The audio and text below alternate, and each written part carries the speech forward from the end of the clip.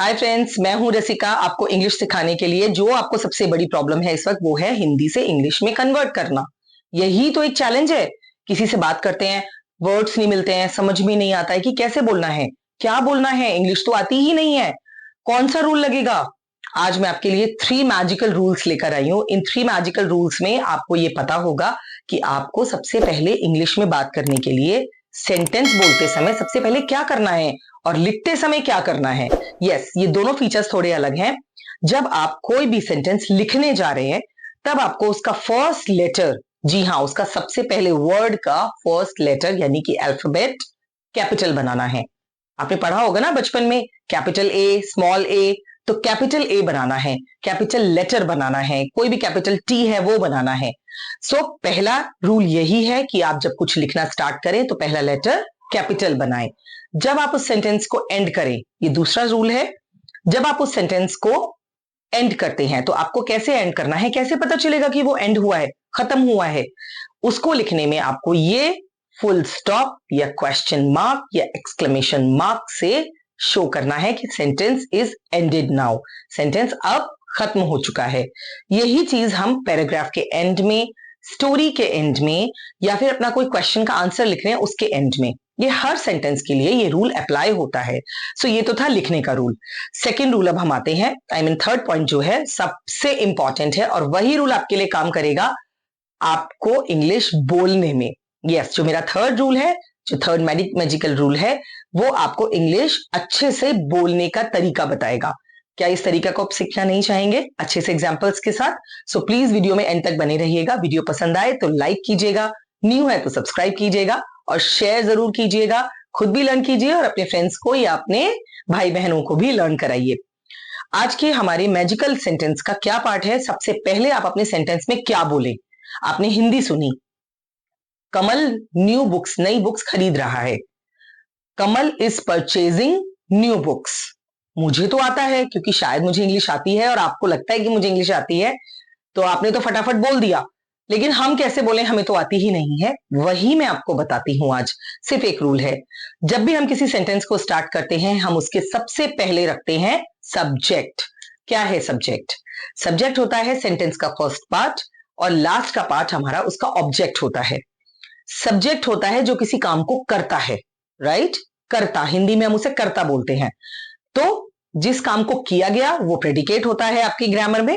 लेकिन सब्जेक्ट में हम सबसे पहले जो कोई काम कर रहा है उसका एक नाम हो सकता है। जैसे मैंने एग्जांपल दिया कमल, कमल सब्जेक्ट है। इज परचेजिंग है वर्ब, तो सेकंड प्लेस पे हमारा क्या आया सेंटेंस में? वर्ब। सबसे पहले subject and then verb. Verb दोस्तों दो तरह की होती हैं, ऑक्सिलरी यानी कि हेल्पिंग वर्ब्स, और दूसरी होती है मेन वर्ब यानी कि is, are, am, was, were, has, have, had, या कोई भी मॉडल्स भी, ये हमारे हेल्पिंग वर्ब का पार्ट होते हैं। और हेल्पिंग वर्ब किसी सेंटेंस में होती है, किसी में नहीं होती है। इसके बाद आती है मेन वर्ब यानी कि jump, go, eat, play, pluck, make, cook, sleep, awake, बहुत सारे हैं। सारे काम जो किए जाते हैं उन्हें हम वर्ब कहते हैं। तो वो होती है हमारी मेन वर्ब।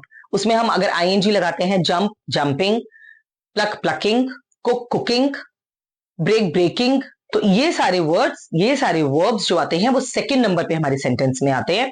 कहीं कहीं ये फर्स्ट नंबर पे भी आते हैं। इसीलिए मैंने कहा कि वीडियो में एंड तक रहिएगा। मैं आपको वो वाले एग्जांपल्स भी दूंगी जिनमें सब्जेक्ट नहीं आता है और सबसे पहले वर्ब आ जाती है, तो उनको कैसे लिखना या बोलना है वो भी आप सीख जाएंगे।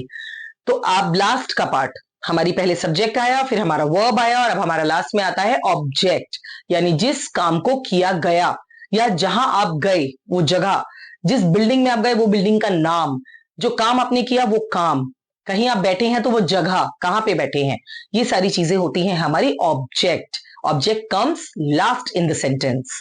तो अब मैं आपको एग्जाम्पल देती हूं और इन एग्जाम्पल्स के थ्रू ही आप समझ पाएंगे कि हम सेंटेंस को हिंदी से इंग्लिश में कन्वर्ट कैसे करें।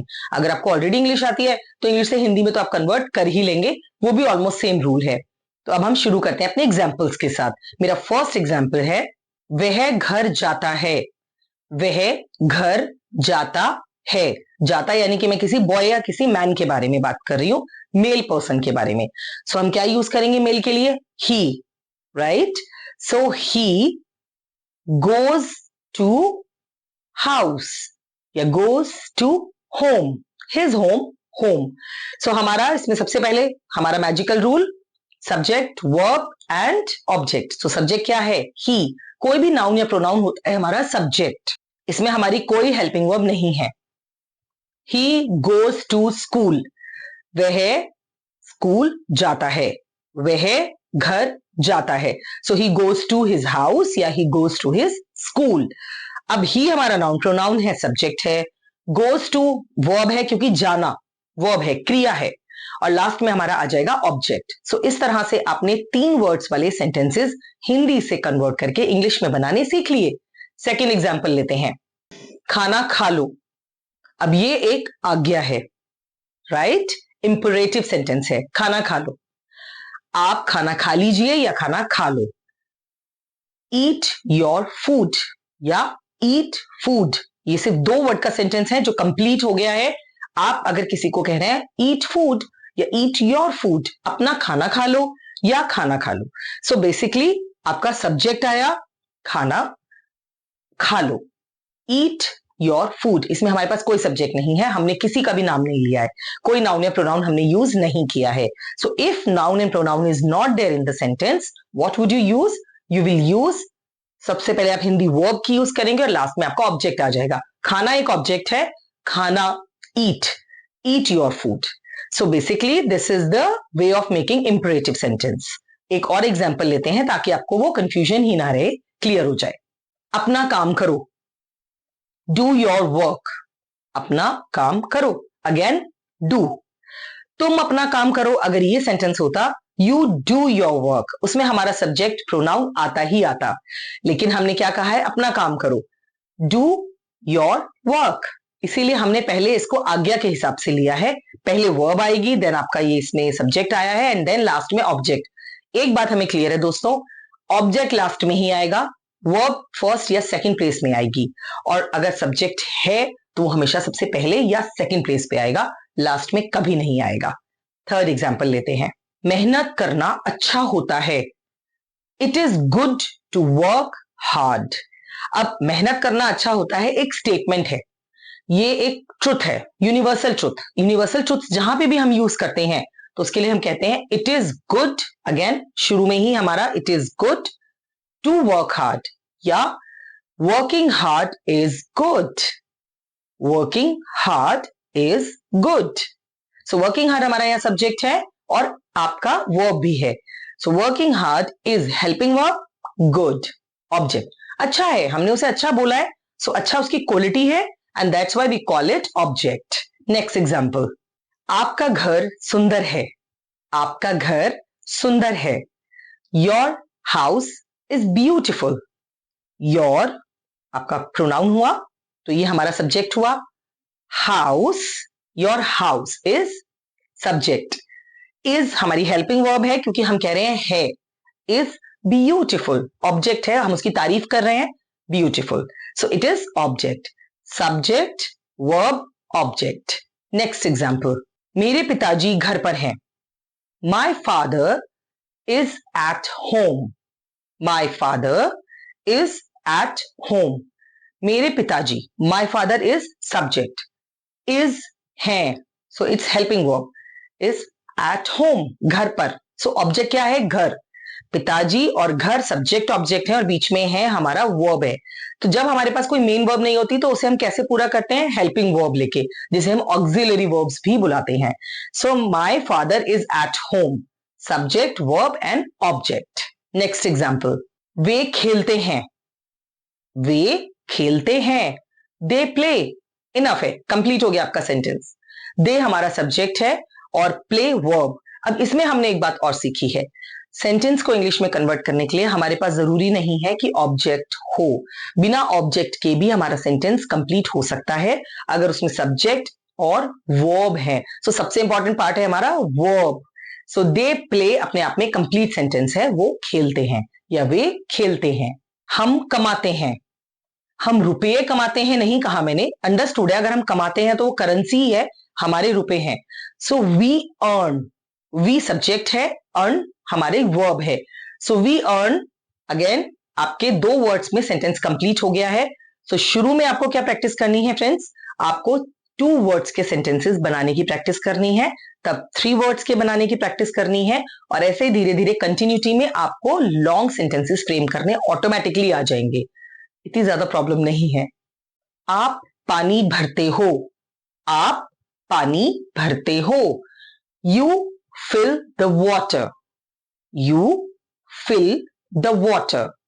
यू आपका सब्जेक्ट है, फिल आपकी वर्ब है, और द वॉटर आपका ऑब्जेक्ट है। सो सिर्फ ये मैजिकल रूल लगाइए, सब्जेक्ट वर्ब ऑब्जेक्ट, और बहुत आसानी से छोटे सेंटेंसेस हिंदी से इंग्लिश में कन्वर्ट कीजिए। ये प्रैक्टिस आप डेली कीजिए, कम से कम 5 सेंटेंसेस की।